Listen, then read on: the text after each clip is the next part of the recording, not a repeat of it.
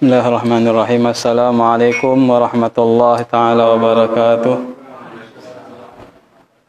Alhamdulillahilladzi ja'alana min ummati sayyidil anbiya wa hadana ila tariqati sayyidil awliya.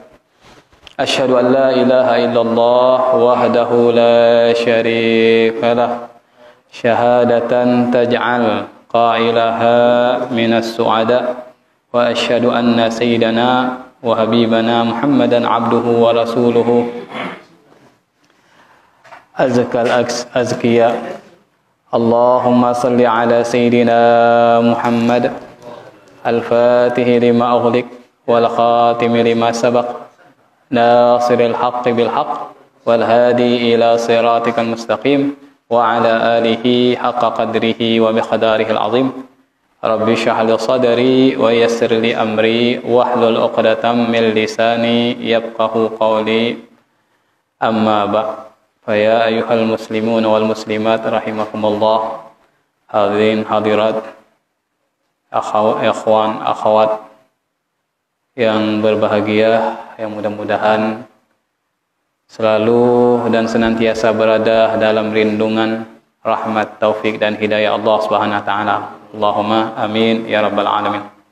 Para ikhwan akhwat hadirin hadirat yang berbahagia, melanjutkan kajian kita pada minggu yang lalu tentang sekelumit tentang sebagian syarat-syarat thariqah tijaniyah dengan ringkas sebagaimana telah dijelaskan dalam kitab Qasdus Sabil yang ditulis oleh Fadilah Maulana Sayyid Muhammad Al-Hafidh radhiyallahu anhu. Di sini Sayyid Muhammad At-Tahir bin Yusuf As-Sudani meringkaskan kembali apa yang telah ditulis oleh Sayyid Muhammad Al-Hafidh radhiyallahu anhu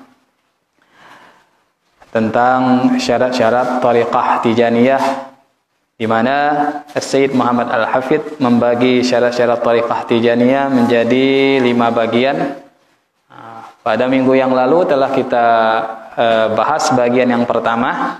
Sedikit saya ulang lagi, bagian pertama dari syarat thariqah tijaniyah, yaitu yang pertama menyendiri dengan thariqah tijaniyah sepanjang hayat. Ketika dia bai'at maka dia akan memegang itu thariqah sampai mati, tidak boleh digabung dengan thariqah-thariqah yang lain atau wirid-wirid masyayikh yang lain.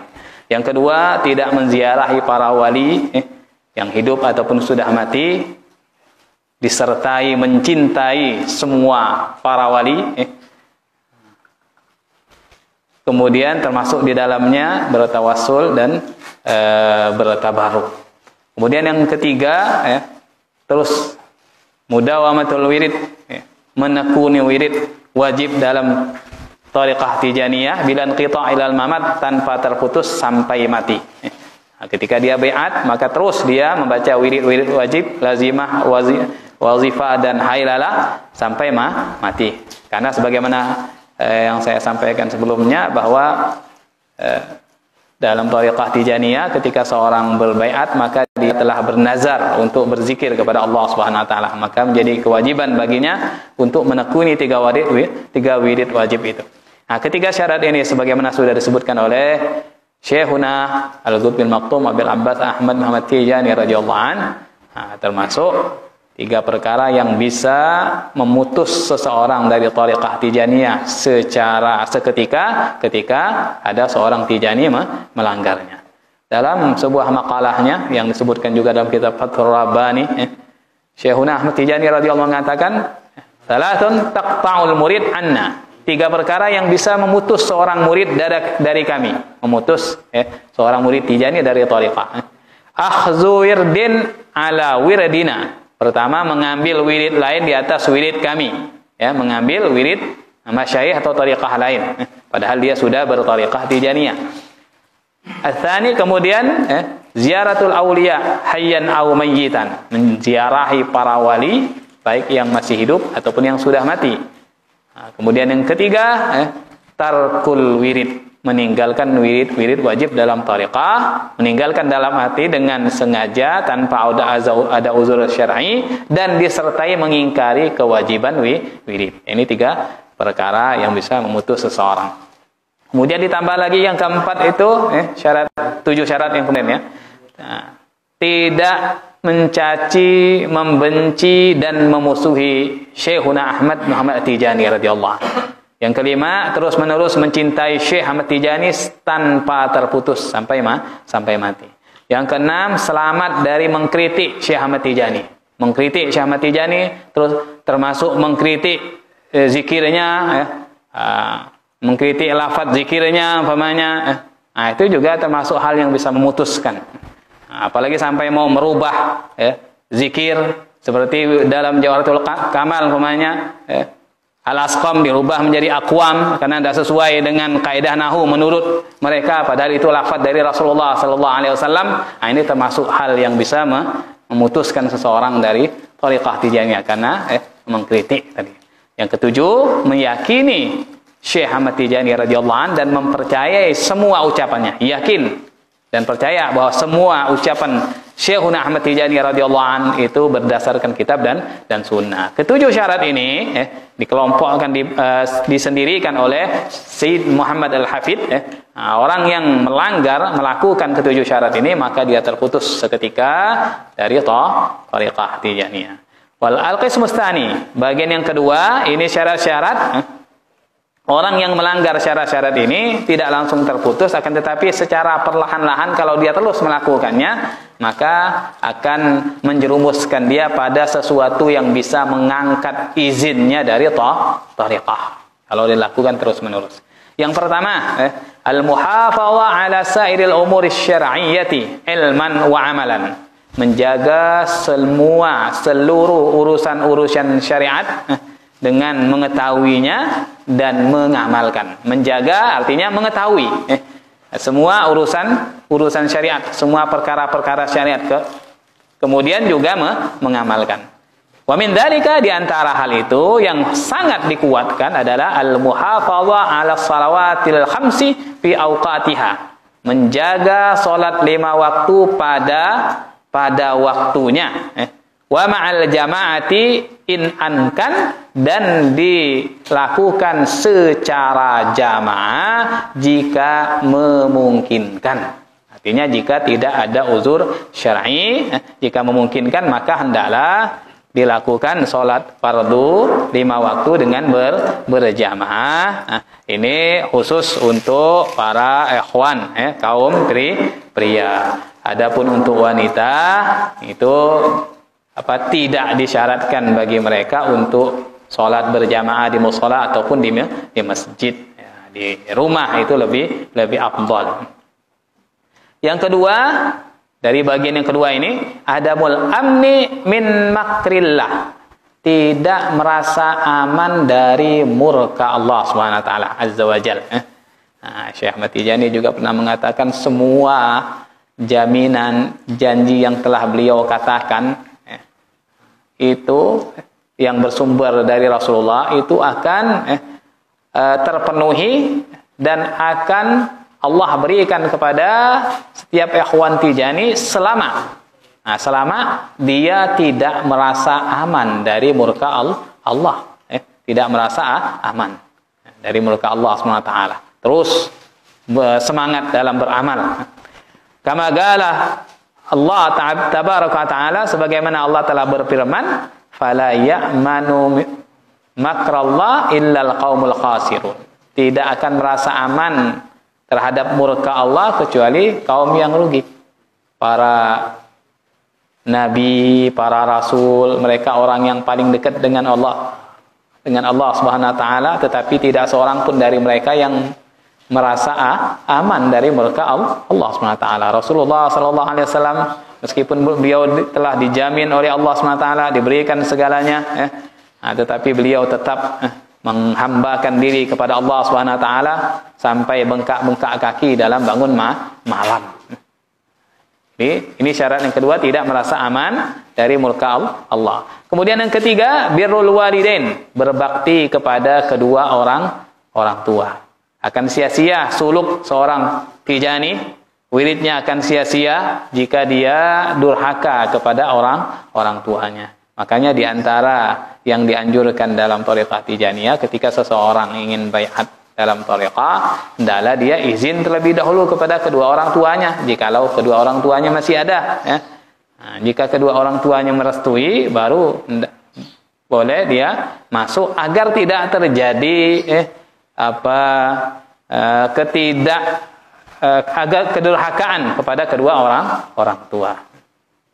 Kama qala ta'ala, sebagaimana Allah Ta'ala telah berfirman, wabil walidaini ihsana.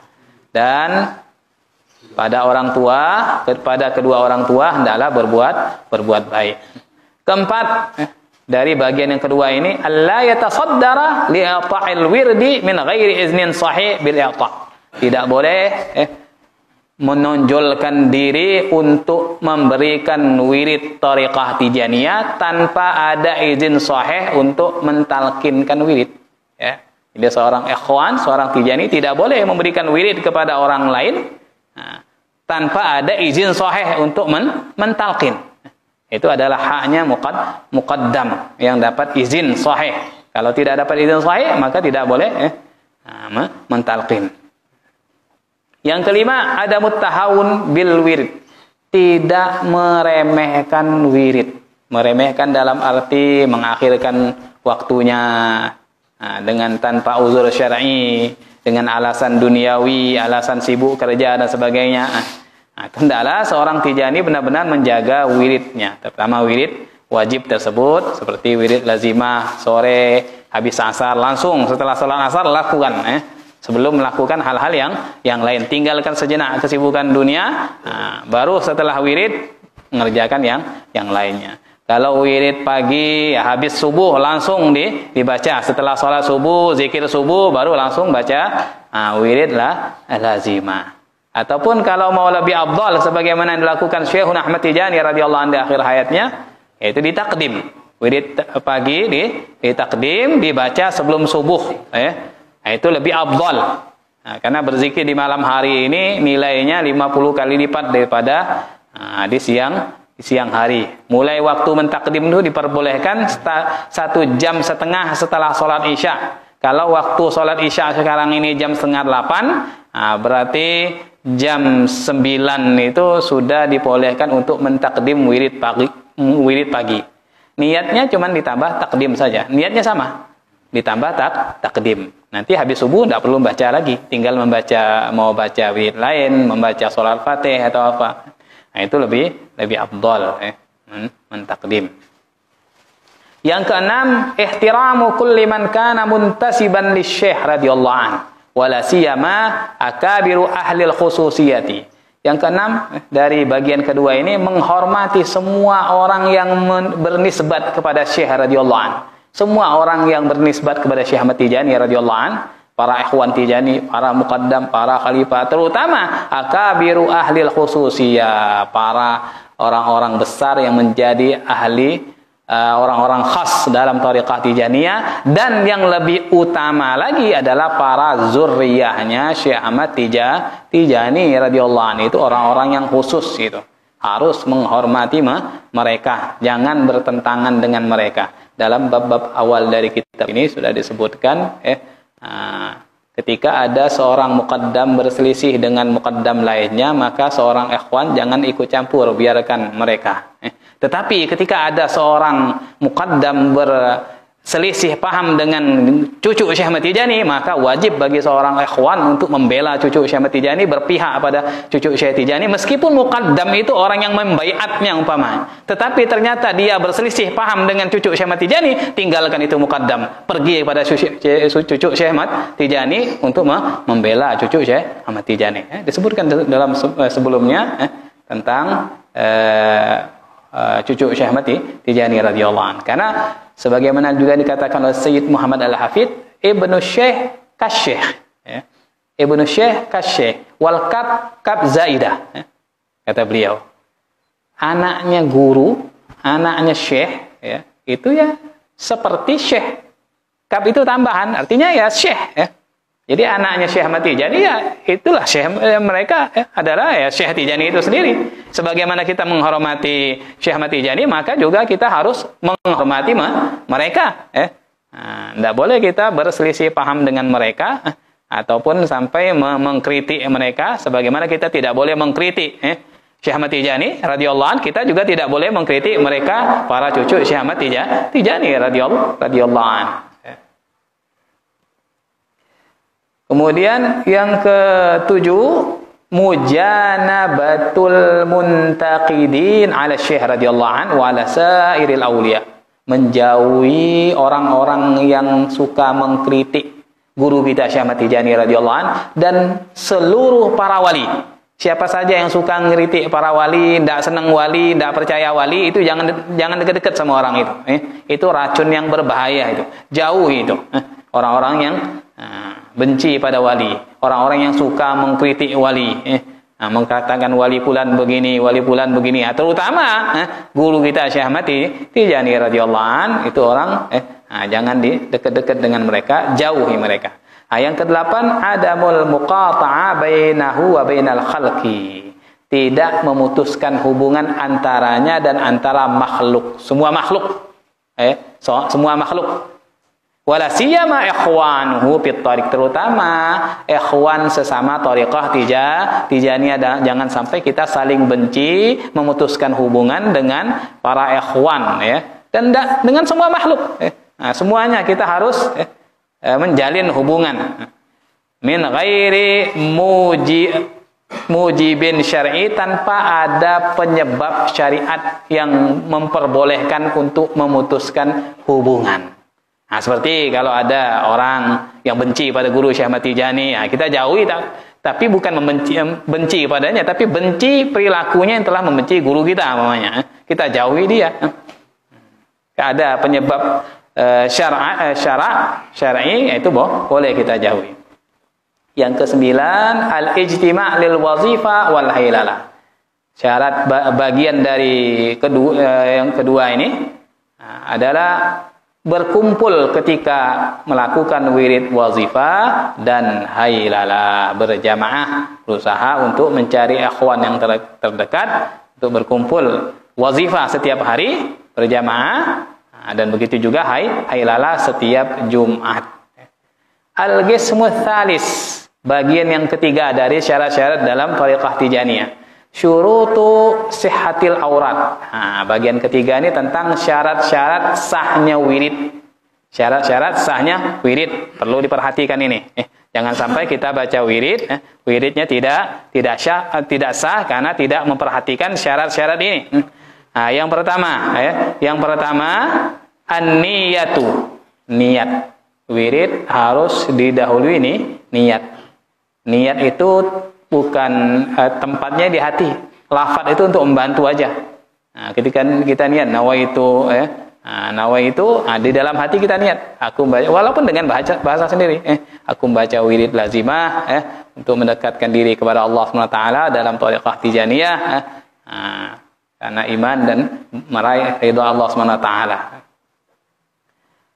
Kama qala alaihi salatu wassalam, sebagaimana yang telah disabdakan oleh Rasulullah, innamal a'malu binniyat ila akhiril hadis. Sesungguhnya amal ibadah itu hanya bisa sah dengan niat.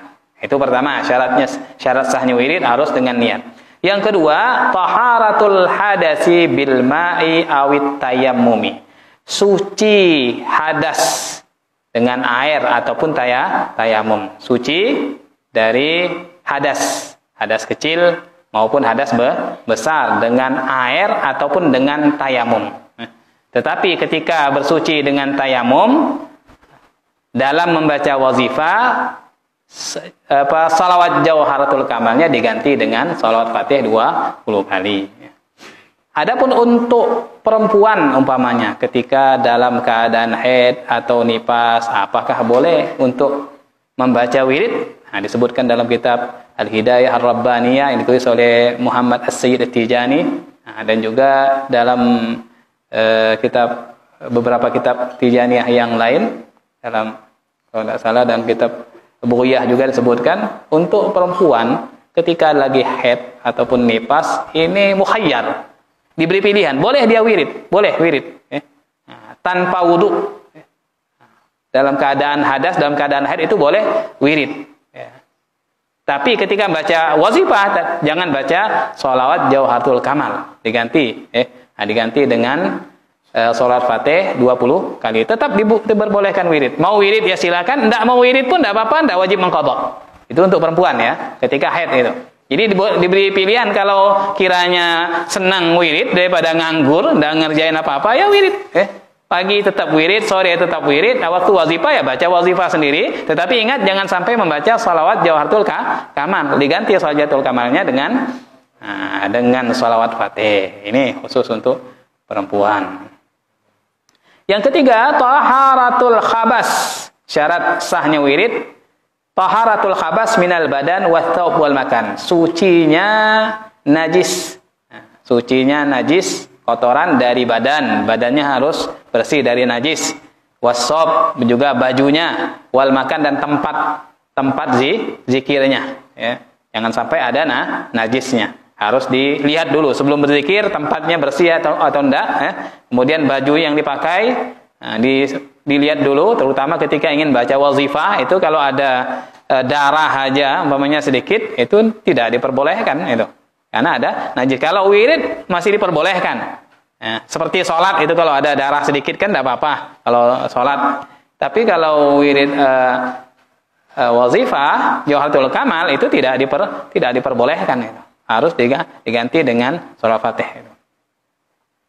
Kemudian yang keempat, syarat sahnya wirid adalah satrul aurati, menutup aurat. Menutup aurat. Jangan sampai ketika wirid terbuka auratnya. Ini syarat sahnya wirid. Yang kelima, adamul kalam. Minal ibtida ila intihail wirid.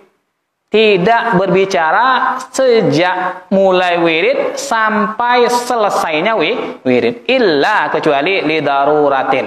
Darurat. Boleh berbicara karena darurat. Seperti dicontohkan di sini, kamu khatabati muridin li syaihihi wal ibni li walidayhi wa imra'atin li zawjiha wa 'abdin li sayyidihi. Seperti bicaranya seorang murid kepada gurunya. Muridnya lagi wirid dipanggil gurunya umpamanya. Wajib dia untuk menghentikan wiridnya sejenak, mendatangi gurunya. Kalau bicaranya lama, ngulang dari awal. Tapi kalau kira bicaranya sebentar, hanya beberapa kalimat, ya, balik lagi meneruskan wirid setelah dia berbicara dengan gurunya. Begitu juga anak, ketika ada dipanggil orang tuanya, dia lagi zikir, dipanggil orang tuanya, wajib dia nyaut. Jangan diem aja, nyaut dia. Datangi dulu orang tuanya yang manggil itu. Kalau umpamanya lama bicaranya, maka batal wiridnya, nanti ngulang lagi. Tapi kalau sebentar, dia boleh balik lagi. Begitu juga seorang istri, ketika lagi wirid, suaminya manggil, nyuruh bikin kopi umpamanya. Maka datangi dulu suaminya, apa keperluan suaminya. Kalau nyuruh bikin kopi atau minta ambilkan apa, setelah dia hajat suaminya dipenuhi, baru dia kembali lagi untuk berzikir. Teruskan, teruskan. Kalau tidak lama ngomongnya, itu boleh. Itu hajat itu kebutuhan, itu diperbolehkan, pengecualian. Begitu juga budak. Sekarang kan sudah tidak ada budak lagi. Ketika dipanggil oleh tuannya, budak harus memenuhi panggilan tuannya. Wa mimma siwahu, selain semua yang telah disebutkan tadi, fala ba'sa min kalimatin aw kalimatin illam tubhamul isyarah. Selain yang telah disebutkan tadi, boleh bicara satu kalimat ataupun dua kalimat jika isyarat tidak dipahami. Jika isyarat tidak dipahami, dia ngasih isyarat kok tidak paham, ngomong beberapa patah kata umpamanya, itu boleh umpamanya. Ada orang tua, ada Quran jatuh umpamanya, nyuruh anaknya ngambil Quran tapi tidak paham, maka ngomong beberapa kalimat supaya ngambil Quran itu boleh. Yang keenam syarat sah wirid at-taharatul ma'iyatu lil jauharati. suci dengan air ketika ingin membaca Jauharatul Kamal. Tidak boleh suci dengan debu. Ada yang mengatakan boleh membaca Jauharatul Kamal dengan tayamum. Nah, ini tidak usah diikuti. Ini pendapat seperti itu. Meskipun dia alim bagaimanapun orang yang mengatakan seperti itu, karena sudah syarat dari para masyayikh yang dulu sudah tidak pernah mengatakan seperti itu. Baru-baru ini muncul ada yang membolehkan baru membaca Jauharatul Kamal dengan tayamum ketika zikir. Katanya sama saja sholawat biasa. Bahkan mengatakan bahwasanya Sholatul Kamal itu bukan dari Rasulullah langsung, bukan didiktekan oleh Rasulullah pada Syekh Ahmad Tijani, padahal sudah jelas dalam kitab-kitab thariqah bahwasanya seperti juga yang disebutkan dalam kitab Kasyful Hijab, sholawat Jauharatul Kamal itu Rasulullah langsung yang mendiktekannya kepada Syekh Ahmad Tijani, dan lafaz-lafaznya itu keluar dari lisannya Rasulullah. Dan sanadnya itu nyambung dari mulut ke mulut seperti yang sudah kita baca sekarang nih. Jadi tidak boleh untuk dirubah-rubah lafadznya. Itu sudah lafadznya Rasulullah. Berarti kalau berani merubahnya kurang ajar terhadap Rasulullah. Meskipun dia merubah, saya merubah atas izin dari Rasulullah, perintah Rasulullah. Kemungkinan ini tanda-tanda diangkatnya lafadz itu diganti dengan lafadz yang baru. Nauzubillah. Ulama sebelumnya yang alim yang luar biasa tidak pernah melakukan seperti itu. Cucu-cucunya Syekh Ahmad Tijani tidak pernah melakukan seperti itu. Kok ada orang baru muncul mengatakan merubah dua lafadz, kedua kalimat dalam sholat Jauharatul Kamal. Was-sa'id at-tahir alladhi yasa' sitata ashkhas wa bi'adami dzalika fal badal al-ma'ruf. Dan as-sa'id at-tahir alladhi yasa' sitata ashkhas, tempat yang suci yang leluasa untuk 6 orang. Ketika bacanya jamaah ya, minimal cukup untuk 6 orang. Kalau membaca wazifah sendiri karena uzur itu boleh di tempat yang kecil, itu di kamar sendiri ya boleh. Bukan berarti tidak boleh, tapi ketika jamaah ya minimal cukup untuk 6 orang. Kalau bacanya jamaah. Tapi kalau baca wazifah sendiri, karena tidak ada ikhwan umpamanya, tidak perlu nyari tempat-tempat besar ya, di kamar aja sendiri boleh. Nah, ukuran sejadah itu sudah boleh. Kalau umpamanya tidak ada ikhwan, dia hanya sendiri ya, jauh dari zawiyah, ataupun dia lagi sakit tidak bisa ke zawiyah, baca sendiri di rumah ya, tempat satu kamar ukuran sajadah ya boleh. Tapi kalau jamaah ini tempatnya harus suci, minimal cukup untuk 2 orang. Wa bi'adami dzalika fal badal al ma'ruf. Kalau tidak mencukupi syarat tersebut, maka harus dengan badal membaca sholat Jauharatul Kamal. Al-qismur rabi', bagian yang keempat dari syarat thariqah Tijaniyah, syurutun muakkadatun wa adabun yaqillu nuru tarikiha. Ini syarat-syarat yang dikuatkan saja, tidak dilakukan pun tidak apa-apa. Dan adab-adab yang sangat dianjurkan, kalau ditinggalkan akan berkurang cahaya orang yang meninggalkannya itu. Cahayanya itu, cahaya zikirnya berkurang kalau ditinggalkan. Pertama, al-julus, duduk. Ya, adab baca zikir, wirid, adalah duduk. Boleh dia baca sambil berdiri, memangnya boleh. Tetapi kurang adab. Cahayanya berkurang itu, cahaya zikirnya. Yang kedua, istiqbalul qiblah, menghadap kiblat. Tidak menghadap kiblat pun tidak apa-apa, sah wiridnya. Tetapi tadi yaqil, berkurang cahayanya. Berkurang cahayanya. Yang ketiga, al-israr fil wirid, memelankan suara ketika baca wirid lazimah, itu suaranya jangan dikeraskan, pelankan. Sekiranya cukup dirinya sendiri saja yang dengar. Wal wazifah lil munfarid, dan wirid wazifah bagi orang yang membaca sendirian, bukan jamaah. Kalau jamaah dianjurkan keraskan suara. Tapi kalau baca wazifah sendiri, bacanya dipelankan suaranya, jangan sampai dikeraskan. Kalau dikeraskan, berkurang cahaya wiridnya itu jadi berkurang. Jadi Begitu juga umpamanya wirid wazifah ataupun hailalah ketika sendiri, ndak jamaah karena jauh zawiyah ataupun lagi ada uzur, juga bacanya pelan sendiri, baca apa? Pelan, ndak usah dikeraskan suaranya. Nah, yang keempat, istihdaru ma'ani zikir ma'amkan. Syarat yang dikuatkan, menghadirkan makna-makna zikir semampunya kalau paham. Makna-makna zikir seperti la ilaha illallah, la ma'bud bihaqqin illallah. Nah, jadi semampunya dia memaknai zikir. Kalau tidak mampu ya cukup dia mendengarkan lafaz zikirnya, astagfirullah, astagfirullah, astagfirullah. Aku minta ampun kepada Allah, ingat dosa-dosanya apa. Jadi pelan-pelan.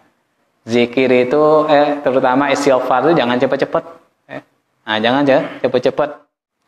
Al-khamis, syarat yang kelima dari bagian yang keempat ini, syarat yang dikuatkan, istihdar surat Syekh radhiyallahu an, menghadirkan bentuk Syekh Ahmad Tijani radhiyallahu an, wa azam minhu istihdar surat Nabi, dan lebih besar lagi, lebih mulia lagi kalau bisa menghadirkan Nabi sallallahu alaihi wasallam, seakan-akan Nabi ada di hadapannya. Seakan-akan Syekh Ahmad Tijani radhiyallahu ada di hadapannya memberikan madad kepadanya. Kalau ndak bisa umpamanya ya seakan ada seperti cahaya begitu akan berada di hadapannya. Ataupun bayangkan cucu-cucu Syekh Ahmad Tijani yang pernah kita lihat, seakan-akan itu adalah guru kita Syekh Ahmad Tijani radhiyallahu yang sedang menghadap kita, nungguin kita lagi zikir itu. Nah, supaya kita itu pikirannya ndak kemana-mana, supaya bisa khusyuk nih ada Syekh di depan ini. Supaya hatinya fokus kepada zikir itu. Itu diantara hikmahnya ketika menghadirkan guru itu supaya kita itu lebih fokus dalam berzikir. Hatinya itu tidak ingat kemana-mana itu sekedar latihan untuk melatih itu. Wa bihadzal istihdar yakunul wuquf bi babil ubudiyyah li'annahuma wasilatuna ilallah. Dengan menghadirkan ini itulah diantara cara kita untuk berdiri di pintu penghambaan kita kepada Allah Subhanahu wa taala. Karena Rasulullah dan Syekh Ahmad Tijani itu adalah wasilatuna ilallah. Wasilah kita untuk sampai kepada Allah Subhanahu wa taala. Itu Rasulullah dan guru kita Syekh Ahmad Tijani. Kita tidak akan bisa sampai kepada Allah Subhanahu wa taala tanpa wasilah, tanpa guru. Nah, yang bisa menyampaikan kita kepada Allah adalah Rasulullah sallallahu alaihi wasallam, dan bisa menyampaikan kita kepada Rasulullah ya guru kita Syekh Ahmad Tijani radhiyallahu. Oleh karena kita bayangkan seakan-akan mereka ada di hadapan kita ketika kita lagi berzikir. Al-qismul khamis, bagian yang kelima dari zikir, bagian terakhir ini, ma yustaratu fi sihhatil izin bit tariq. Sesuatu yang disyaratkan dalam sahnya izin dalam thariqah. Apa saja yang disyaratkan supaya izin bai'at thariqah itu sah. Yang pertama, sihhatu iznil mulaqqin. Sahnya izin orang yang mentalkin. Orang yang mentalkin wirid itu memang mendapat izin sah untuk mentalkinkan wirid. Nah, baru orang yang diberi izin sah dia menjadi seorang ikhwan Tijani. Wa dzalika ayyakuna fi hauzatihi sanadun sahih muttasilun bi Syekh radhiyallahu an mal ittisab bil ahliyatil ma'rufah. Nah, hal itu hendaklah dia memiliki ijazah sanad yang sahih yang bersambung kepada Rasulullah sallallahu alaihi wasallam, dan juga dia memang punya sifat-sifat orang yang layak untuk menjadi mulaqqin. Sifat-sifatnya itu memang dia ada keilmuan, memang juga layak untuk menjadi seorang mulaqqin, ada kelayakan. Ini yang pertama. Yang kedua, sihhatut talqin, sahnya talqin. Nah, jadi talqinnya itu sah. Dzalika ayyakuna talibut talqin musliman sahihal aqidah, aqilan mumayyizan multaziman bisyurut ba'dama tuliyat alai tafsiriyat. Sah talqinnya ketika orang yang meminta talqin itu seorang muslim. Sahihul akidah, akidahnya sahih, benar akidahnya. Bukan akidah yang menyimpang Bukan orang Syiah ataupun orang yang menyimpang pokoknya akidahnya. orang yang akilan berakal. Mumayyiz. Ya.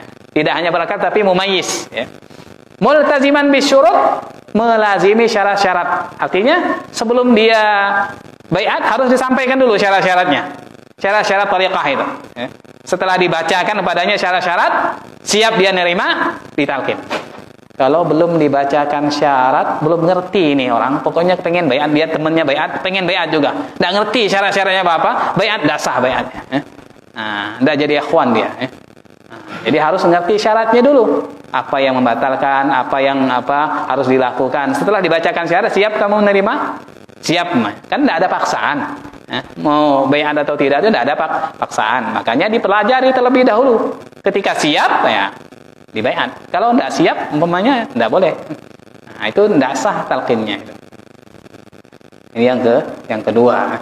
Ini beberapa syarat, 5 bagian syarat dalam thariqah Tijaniyah yang dirangkum oleh Sayyid Muhammad Al-Hafidh dalam kitabnya Qasdus Sabil, kemudian disebutkan lagi oleh Syekh Muhammad At-Tahir bin Yusuf As-Sudani dalam kitabnya ini Risalah Safinatun Najah. Mudah-mudahan syarat-syarat ini bisa menambah semangat kita dalam berthariqah dan menyebabkan kita terus istiqamah dalam berthariqah. Allahumma amin ya rabbal alamin.